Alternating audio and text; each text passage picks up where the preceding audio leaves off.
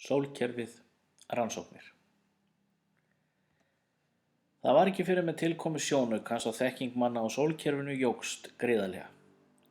Segja má að könnun sólkerfisins hafi hafist fyrir alvöru þegar Ítalinn Galileo Galilei beitti fyrstur manna sjónauka til rannsókna á sólkerfinu okkar árið 1609.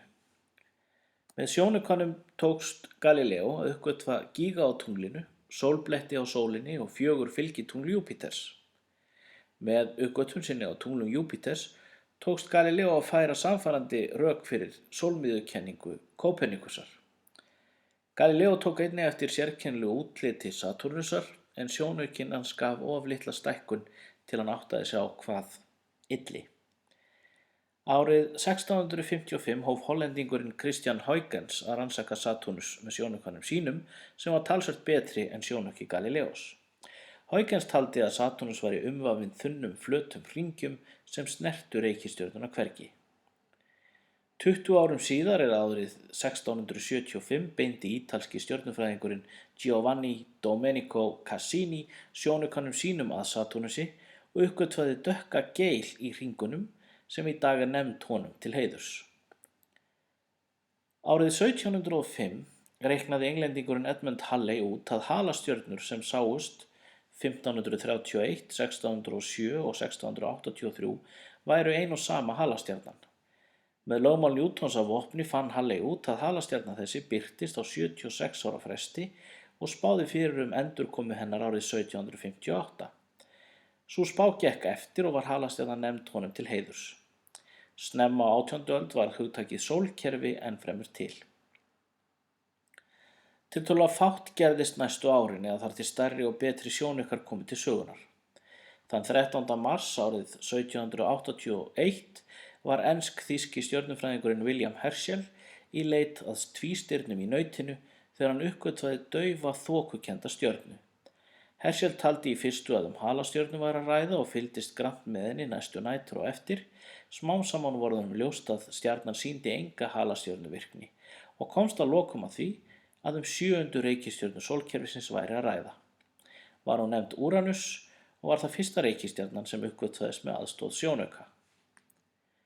Á nýársnótt 1801 uppgötvaði Ítalinn Giuseppe Piazzi lítinn hnött milli brauta Mars og Júpíters sem hann nefndi Ceres. Upphaflega var talið að nýja reikistjörnu væri að ræða en á næstu árum fundust fjölmargir samskonar hnettir til viðbótar í álíka mikilli fjarlægð frá sólinni. Á endanum voru þessir 9 litlu hnettir flokkaðir sem smástirni. Eftir að Herschel uppgötvaði Úranus fylgdust menn grannt með braut hans. Truflanir á brautinni urðu til þess að menn tók að gruna að önnur reikistjarna leyndist enn utar. Útreikningar tveggja stærðfræðinga sögðu fyrir staðsetningu óþekktra reikistjörnu sem fannst svo þann 23. september 1846 og nefnd var Neptúnus. Fundur tveggja nýrra reikistjarna stækkaði heimsmyndamanna verulega en ekkert í líkingu við það sem gerðist þegar Friedrich Wilhelm Bessel mældi vegalengdina til stjörnunnar 61 Cygni í Svaninum árið 1838. Bessel beitti svonefndri hliðrunaraðferð, það er að segja hliðrun í staðsetningu stjörnu sem hlýst af völdum snúning jarðar sólina. Ef þú prófar að horfa á ljósastaur og horfa með sitt hvoru augan til skiptis, að þá sérðu að ljósastaurinn færist til og með einfaldri hornafræði er hægt að reikna út fjarlægð þína frá ljósastaurnum út frá þessari hliðrun og það sama má gera með stjörnurnar. Bessel sá að stjarnan væri tæplega 11 ljósára fjarlægð og var þetta fyrsta beina sönnun þess að fjarlægðin á milli sólar og stjarnanna var gríðarleg. Stuttu síðar eða árið 1856 notaði Angelo Secchi litrófsjá til að bera saman litróf sólarinnar okkar og annarra stjarna.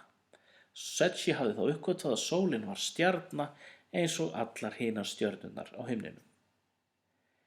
Eftir uppgötvun Neptúnusar árið 1846 kom í ljós truflanir á braut hans sem voru of miklar til að aðeins Úranus gæti valdið þeim.